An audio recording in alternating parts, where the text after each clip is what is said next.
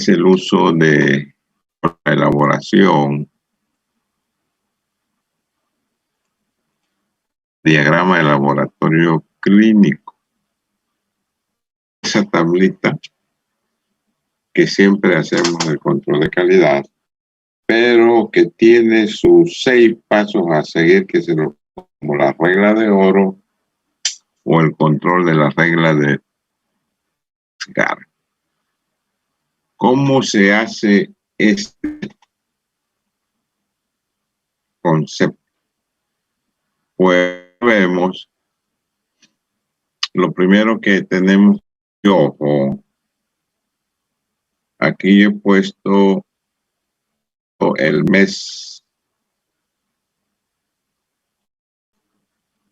pero resulta, compañeras y compañeras, que como bioquímico y cualquier agente del área de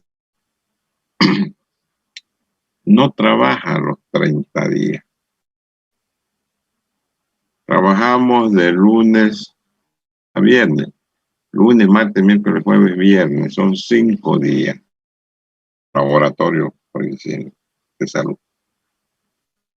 Turno mañana, turno tarde, turno noche, turno fin de semana.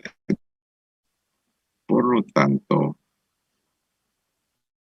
nuestro control de calidad solamente debe tener máximo 20 observaciones. Tenemos 30, quiere decir que hay varios sábados y varios domingos. No hemos trabajado, ha sido otro personal. Y no podemos aceptar los datos de otras personas por lo que no hemos hecho nosotros.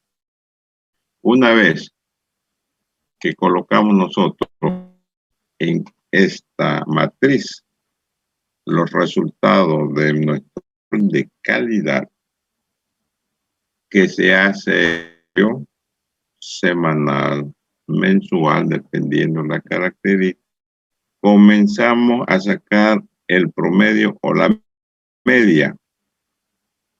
El promedio o la media, que al final ese promedio o esa media hemos sacado de todos estos valores es 8.5.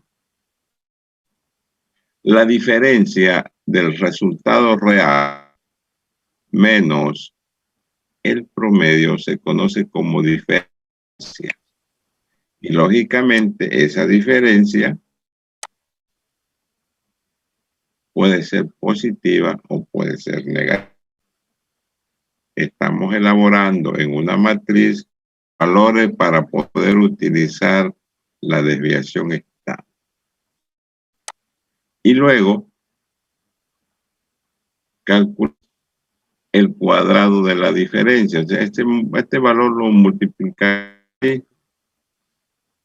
y vamos a tener lógicamente el cuadrado de la diferencia. Este valor, historia del cuadrado de la diferencia,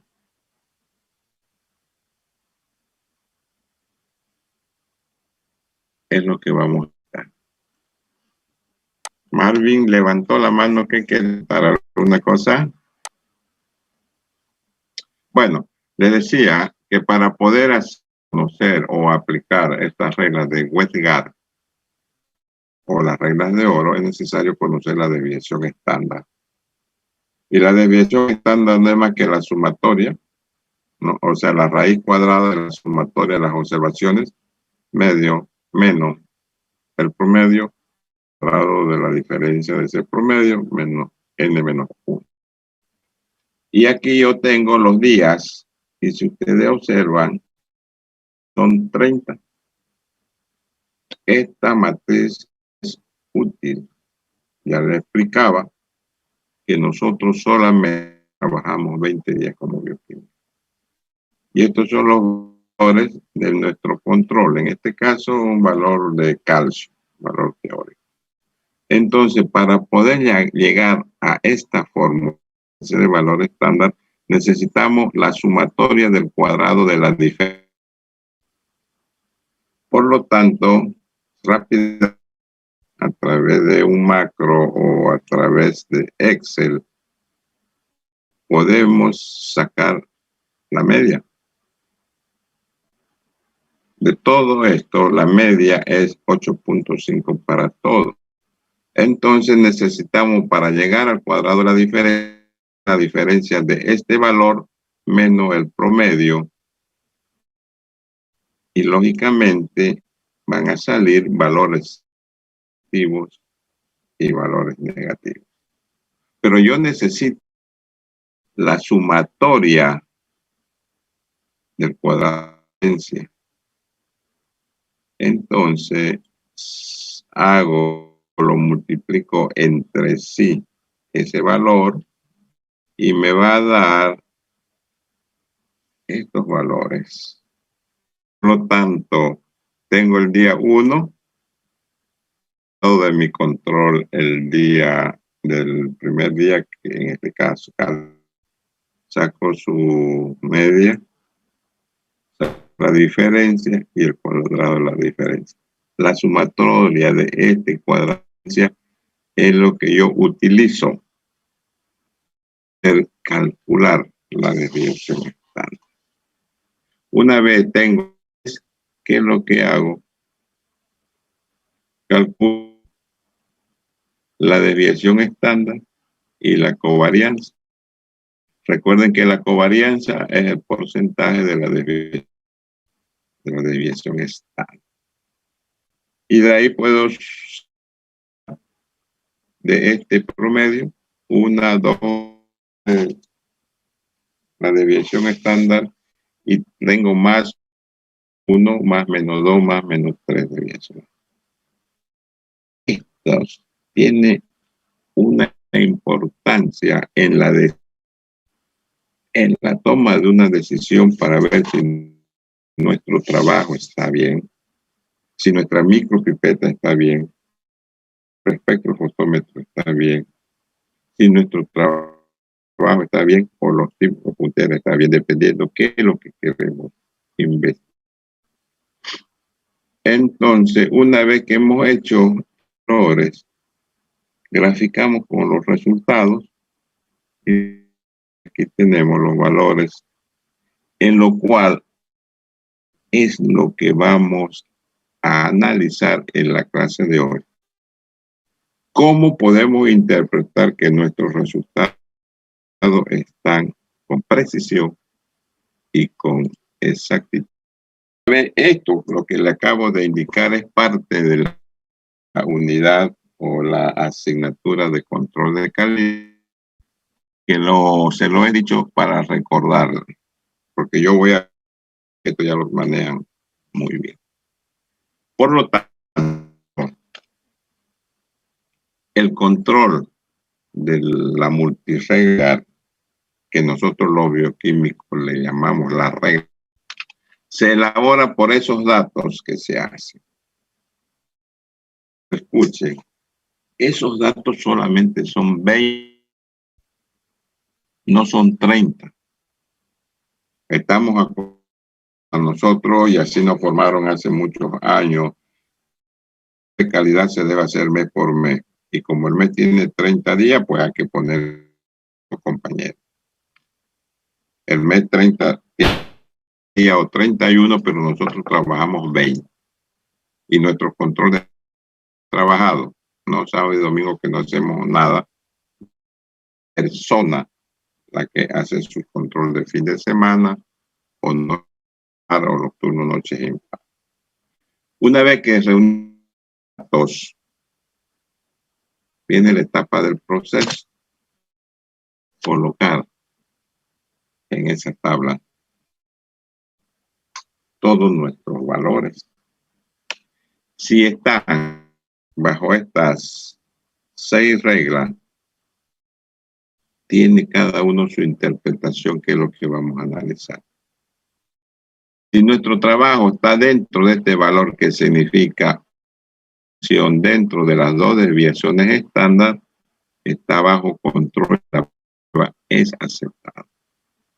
Si está fuera de 2 desviaciones estándar, una desviación fuera de 3 desviaciones estándar, está fuera de control Y así vamos sumando 2 observaciones fuera, 2 desviaciones estándar, de observaciones, 4 desviaciones estándar, etcétera, etcétera. Estas pruebas son, estamos trabajando mal, porque está mal, la pipeta mal calibrada, el espectro mal calibrado, nuestra forma de trabajo está. Y ahí se vienen los errores que ustedes conocen, ¿no es cierto? Eso es que vamos a ver por qué y cuándo sucede, que ya han visto seguramente en control de calidad. Por lo tanto, la multirregla de Webb no es más que la presentación de que se la conoce el cuadro de Levin-Jennings, con el fin de permitir la aplicación de estas reglas. Es decir, si nosotros graficamos nuestro resultado en la tabla de Levin-Jennings, su intención de esos datos se los conoce como la Wexgar. Veamos qué dice la regla, y esto hay que memorizarlo, compañeros, porque esto es de los días de las personas que van a trabajar en química, en metodología, inmunología y todas las guías habidas y por haber. Es la regla 1.2S. Significa una observación era de las 2 desviaciones estándar, porque esta es la media, una más 2 desviaciones estándar, menos 2 desviaciones estándar. Por lo tanto, hay un valor que se dispara. Esa regla de Alert se verifica cuando el control cae sobre fuera de estos 2 valores más o menos en los últimos puntos analizados. Recuerden, trabajamos 20 días y nuestro control debe ser, por lo tanto, son 20 datos que tenemos que analizar. Si nosotros analizamos este fenómeno, va a desencadenar una inspección de todo el proceso químico. Por ejemplo, de una glicemia, tenemos nuestro pool de control de calidad de pool y se dispara un día. De eso nuestro que se ha disparado tiene que analizarse. La toma de muestras, compañeros, fue bien tomada, no exceso de anticoagulantes, hubo retardo en la muestra, el reactivo está oxidado, hay un ya, que en realidad vienen a ser los errores que cometemos. La regla 2.2 es, esta regla detecta el error sistemático. Error sistemático. Y debe ser aplicada en el interensayo, es decir, en todos los controles. Y hay que tener control de nivel bajo, normal o dentro del rango de referencia. Si se presentan 2 valores fuera de las 2 desviaciones estándar, se rechaza. Hay algo que no está funcionando en nuestro laboratorio. Porque todo error sí se puede detectar, controlar. El control o la regla 1.3S, esta técnica nos indica que ambos 3 niveles, una observación. Puede ser que de debajo de la media este valor se haya disparado por encima. No sea que está dentro de más 3 desviaciones estándar. Está desde el valor bajo valor mínimo, que puede ser media, 1, 2 o 3 estándar o menos una desviación estándar. Esto es un rechazo. Tiene que frenar su trabajo trabajando bien. La regla 10X. Esta regla de sistemático, no aleatorio, sistemático. Y se verifica cuando 10 valores sucesivos del control caen en el mismo lado. Hay una tendencia. Y esto pasa generalmente a todos los bioquímicos. Porque tomamos el reactivo de trabajo, sacarlo de la heladera, ponerlo al medio ambiente, volverlo a sacar, meter y poner. La estabilidad de la temperatura deteriora la mayoría de los kits o reactivos que usamos tienen algo enzimático y se puede oxidar. La temperatura altera las estructuras carbohidratos o lipídicos que están en ese reactivo. Por lo tanto, cuando hay esta tendencia, es un que no podemos corregir. Estamos trabajando en química, compañero, usted agarra del frasco madre pequeño calculando cuánto es el volumen de reactivo que utilizar. Llega el sábado, bota ese reactivo y el lunes carga de nuevo otro. Así evitamos que la regla pise, y es lo peor que puede haber en un laboratorio. Esta regla, si nos corregir, en un año no tenemos ni un paciente, no tenemos ni para pagar agua, luz ni teléfono. Por lo tanto, hay que ser rígido.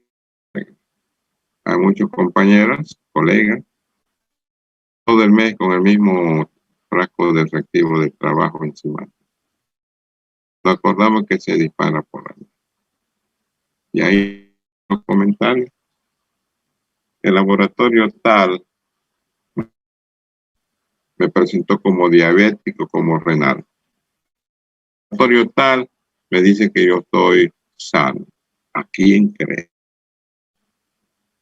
Entonces no nos olvidemos que la X es muy importante para evitar estos grasos errores que podemos cometer en el laboratorio. R4S detecta el error sistemático. Ocurre cuando pasan más de 4 valores de desviación estándar.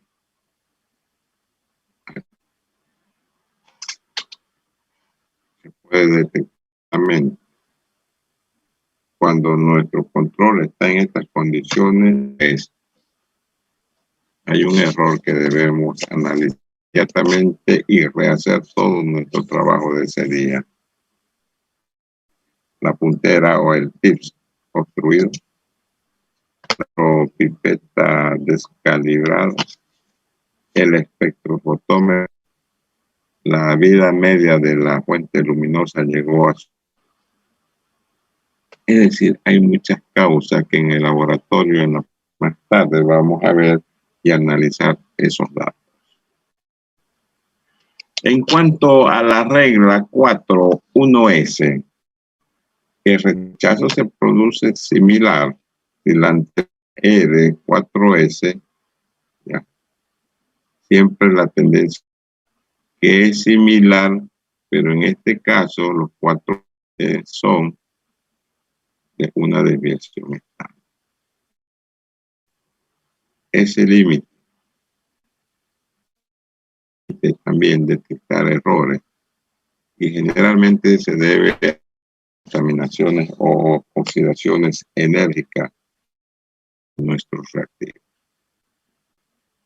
Y la tendencia, digan, esta gráfica de nuestros controles, ya sean de glucosa, urea, creatinina, sodio, potasio, etcétera, etcétera, o el recuento célula, rojo, blanco, plaqueta. Siempre hay que graficarla y da precisamente esa tendencia, que generalmente es positiva y no negativa, o resultado.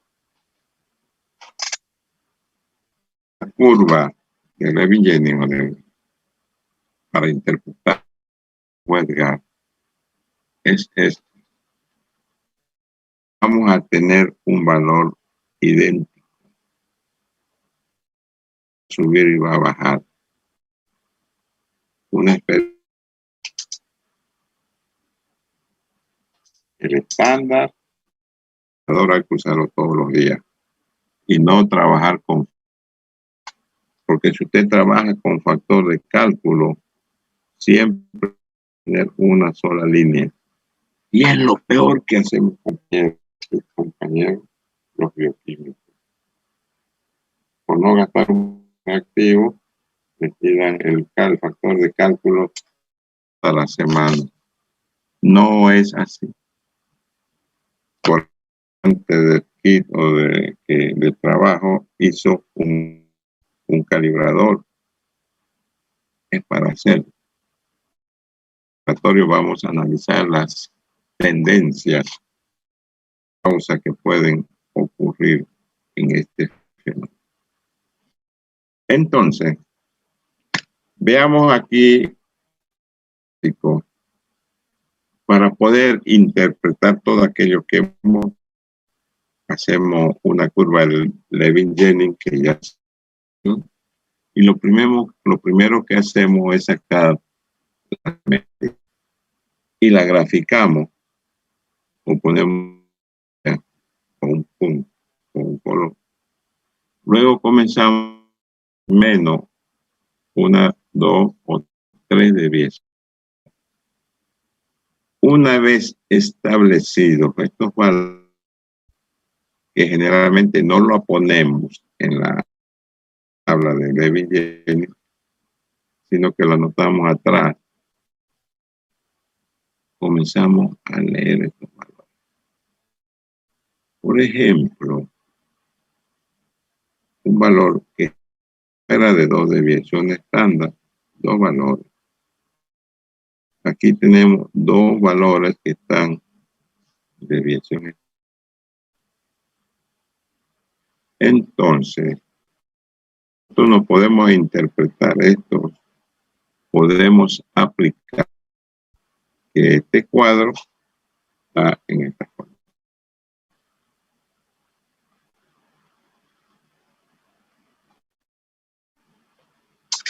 Veamos entonces los ejemplos de lo que acabo de decir. En caso de que se cortara la sesión, esperamos un minuto y continuamos. ¿Cómo se calcula la desviación estándar? Este es un trabajo real. Cuando el hospital japonés fue el mejor hospital de todo. Y yo estaba de responsable de calidad.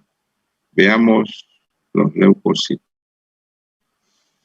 Veamos esos gráficos que hacíamos en aquel. El turno de la mañana, en minutos. La fecha, agosto de 2001. El lote, no sé por qué solamente el jefe sabía. El componente leucocito, la técnica Coulter y Le Havre de 2001. La muestra de control bajo. Observen ustedes todo. Ok. Entonces, el hospital universitario japonés en agosto 2001, hacíamos nosotros todos los días. Y entonces, cuando fuimos los mejores en América Latina, ese mes trabajamos 12 días. No me interesa tanto los valores, lo que nos va a interesar es escuchen bien, la muestra de control bajo y la curva. lo tanto, una tendencia. Como otra observación. En la muestra de control normal, porque simultáneamente hace alto, bajo y normal. En todo control de calidad, prueba. No hay casi una, pero no se nota donde ha podido haber un error aleatorio. Y cuando utilizamos el control alto, miren ustedes la curva. Por lo tanto, si va a control de exactitud y ver si está trabajando en condiciones, se sugiere hacer el control con el control bajo, porque hacer diestra expresa más los errores. Nosotros estamos viendo aquí. Nunca con valores altos. No hagamos un control de calidad con el valor alto, porque ese nos distorsiona todo el gráfico de Levy-Yell. No hagamos nunca el valor normal. Siempre va a tener una tendencia. Por lo tanto, se sugiere, y aquí ustedes van a ir al internado y seguramente en algún momento en el recuento de células rojas, el dosaje de sodio, potasio, hacer estos cuadros y prefieran trabajar con el control bajo. Tal vez su bioquímico monitor tiene su reactivo. ¿Cuál quiere usar? No utilizar el alto. Va a tener muchos problemas. Bueno, vamos a seguir viendo. Lo mismo que se hace, recuerdo, hicimos con química el 2009. Y la tendencia que la acabo de explicar, esta vez con leucocitos, el 2009 hicimos en química, glucosa, urea, creatinina, y sí, esa demostración que el control se tiene que hacer con el bajo. Veamos experiencia que todo debe saber esto. Los triglicéridos y la muestra era refrigerada. Día que teníamos valores altos, valores bajos, valores muy altos. Y ordenamos esto. Y si ustedes observan, control comienza con 11, 17, 27.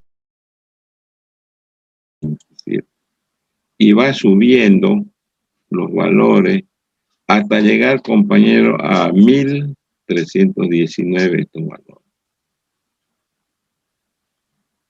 ¿Cómo era posible que una muestra que estaba en alicuota en indoor pueda estos resultados? No sé qué tipo de errores tenía. Lo graficamos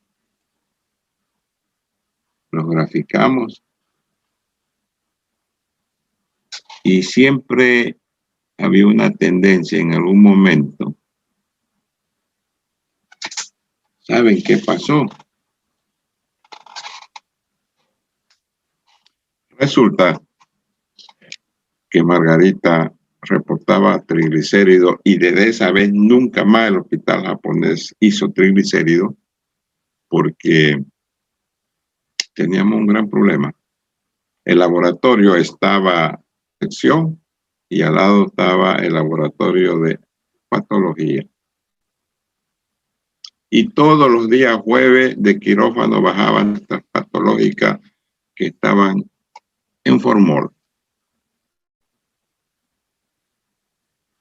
Y todos los jueves procesaban. Y todos los jueves se olía en el laboratorio de patología y laboratorio clínico el olor de formol.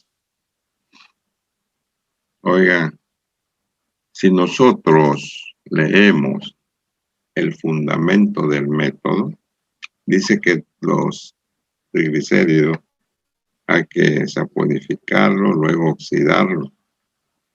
Y se oxida a nivel de formol. Y ahí encontramos el error. Todos los jueves Margarita sacaba los triglicéridos de todos los pacientes de ese día elevados. Porque el medio ambiente se llenaba de formol. Ese formol caía al tubo de ensayo, los 10-15 minutos de incubación, y aumentaba. Por lo tanto, compañeras, no nos olvidemos del fundamento del método, la edad del método y sus valores de referencia.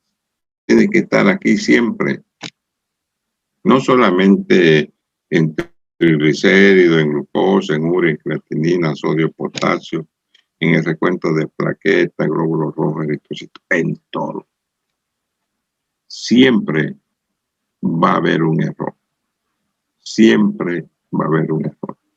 Por lo tanto, yo creo que nosotros como bioquímicos necesitamos precisión.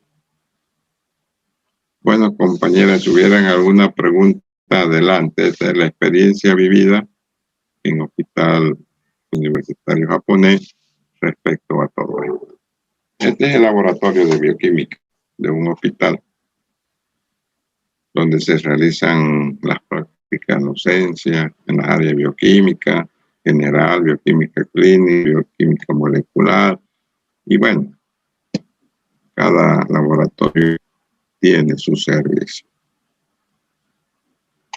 En un laboratorio lo primero que utilizamos son las micropipetas, que son de volúmenes pequeños, en microlitros o millonésimas de litro. Y hay micropipetas de todo tipo, autoclavables, no autoclavables, ordinarias y un poco finas. Y toditas pueden ser de 20, 25, 50, 100, 200 o 100 microlitros. Oiga, para todo tipo de trabajo necesitamos volúmenes. Recuerden, estas son las partes de una micropipeta, ya sea una de investigación o una de análisis clínico, donde cada parte tiene su nombre. Rueda de ajuste, botón eyector para botar la puntita, la empuñadura, el valor del volumen. Igualmente, estas micropipetas ya conocen ustedes, en análisis clínico seguramente le han indicado. Estoy haciendo un pequeño recuento. Pues resulta que no siempre, compañera, un micropipeta está en condiciones. Hay que controlarlo cada semana, librarla cada mes y recalibrar el mes. Para ello necesitamos una balanza analítica, agua, caja de Petri para poder ver si está en estas condiciones. ¿Cómo se hace para ver si una pipeta está en condiciones? Se pesa 10 veces el volumen de una gota de agua destilada. Si está dentro de más o menos una desviación estándar o el criterio de Thom, que ahorita vamos a explicar, hay que hacerle mantenimiento. Si está fuera de esos valores de Thom o de más o menos una desviación estándar, hay que hacer limpieza y lubricación. Y si están fuera de estos valores, hay que calibrar. ¿Cómo? Fíjense los criterios para poder calibrar una micropipeta. El criterio de Thom ¿Qué es? Es el 10% del valor que alza la micropipeta. Por ejemplo, si esa micropipeta alza 100 microlitros, el volumen que debe alzar según criterio de Thom son 10. 100 son 20. Y si es de 10, 0,1. Tanto, repito, el criterio de Thom, 10% del valor de volumen que alza. Entonces, para poder hacer esto, necesitamos hacer nosotros la medición de 10, pesar en una balanza analítica. Y si el criterio de Thom es menor a 0,99, hay que hacerle un mantenimiento. Si está menor a 0,5, una limpieza. Este es mantenimiento externo, lubricación, limpieza interna. Y si está después de esta limpieza, lubricación, todo este mantenimiento, se vuelve a estar cerca de 1 la pipeta. Cuando está menor de 9 a menor de 0,5, hay que calibrar. El criterio de Thom es menor a 4 megavoltios su micropipeta porque no sirve. Vaya y cómprese una nueva. Y lo mismo con más o menos una desviación estándar. ¿Qué significa más o menos una desviación estándar? Escuchen bien esto. De referencia que nosotros conocemos es el trabajo, por decir así, por glucosa, de unos 6,000 estudiantes universitarios. Le medimos su glicemia. Resultado le sacamos más o menos una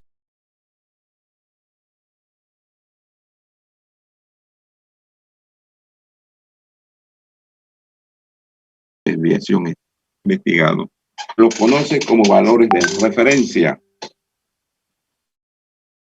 Y nosotros, según la tabla de Levin-Jennings y el análisis, duplicamos este valor. Todo valor que está por encima de más o menos 2 desviaciones estándar están fuera de esos valores, hay que repetir. No se olvide que los valores de referencia han sido de un trabajo de investigación de muchos pacientes y sus resultados se ha analizado en una desviación estándar.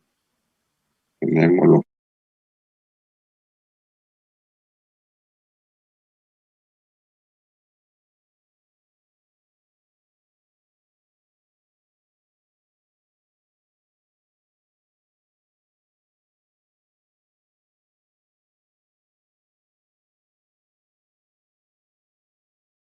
todos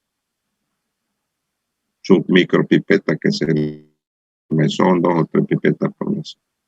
Y observen lo que este es del semestre 220 o 1.20 del anterior o 1.19. Le di a un grupo una pipeta de 10 mil y observen los valores. No alzan los 10 microlitros. Hicieron la limpieza y empeoró. Entonces tuvieron que hacer una lubricación. Entonces, esta es la primera medida de lo que está con paréntesis. Con la pipeta de 20. Esta de 20, miren, alza 9. Estas fueron pipetas de ahí de la facultad, del laboratorio. Y lo mismo sucedió con el de 100. Es decir, estaban en mal estado todas las micropipetas. Y este es un trabajo de su compañero. Entonces, ¿qué pasó? Sacamos la desviación estándar y más o menos una desviación estándar de 4.42 a 3.78. No entraban dentro del valor. Además, un rango muy... Por eso es que muy poco utilizamos nosotros el valor de una desviación estándar para calibrar una pipeta. Mucho más preciso es el criterio de Thom. El criterio de Thom dice que el 10% de este valor, el volumen es de 10, el volumen que hace la pipeta. ¿Cuánto es el valor de Thom? 0,1. Y aquí tenemos 0,41. Significa que todas las micropipetas están en malas condiciones. No hicieron mantenimiento, estaban sucias, no estaban lubricadas, no sé. En esta pipeta de 200 microlitros, observen, según el criterio Thom, debería ser 20. Pero observemos, el criterio de Thom es 860. En esa clase que hicieron las compañeras, ninguna de las micropipetas que nos entregaron estaban de trabajar. Entonces cada uno comenzó a limpiar, bueno, en la clase presencial lo hacemos eso, lubricar, la calibramos y salieron perfectos de reutilizar. Ojalá que podamos hacer un esencial un día de esto para que aprendan. De todas maneras, tocar en Classroom y en Moodle, estos videos, por favor ingresen porque la próxima clase cómo se hace un mantenimiento y cómo una calibración. Es una clase de laboratorio virtual. Imposible de poder hacer así. Si yo estuviera en el laboratorio, la desarmaría, le explicaría todo. Pero hay video, entonces lo pueden ver. Esta práctica la hacemos en 2 enviones. Una clase un martes, la otra clase el otro martes. Pero dada la circunstancia de la pandemia, vamos a hacer práctica, teórica. Pero creo que con 4 enlaces de YouTube van a poder aprender algo más. ¿Alguna pregunta, compañeras, de práctica? Está...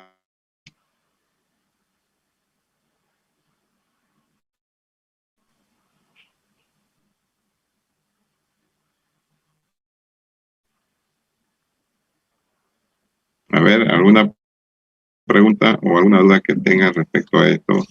Una pregunta. ¿No? ¿O qué parámetros se toma en cuenta para diferenciar el error de la persona y que sí es de la micropipeta? Esos son los errores aleatorios, ¿cierto? Los errores sistemáticos. ¿Cuál de los errores, escúcheme, según usted, cuál de los errores es el que puede controlar el operador? ¿El sistemático o el aleatorio? Respondo, el aleatorio usted no lo puede controlar. Con esos errores, escuche bien. La tensión de la corriente, la vida media o fuente luminosa de su equipo que está trabajando. A ver otro práctico sobre los espectros y fotocolorímetros. ¿Es cierto? La oxidación de sus reactivos que no sabe cuándo se... O sea, eso no se puede controlar. Pero un sistemático, sí. Por ejemplo, una pipeta calibrada descalibrada, el tip sucio, limpio. Eso sí se puede corregir. Entonces, los criterios para ver si estas condiciones están bien, tienen que hacer esta tabla.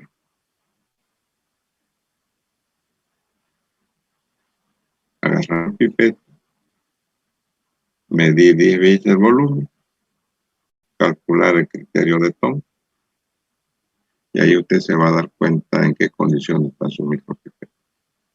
Aclarada la pregunta, compañera.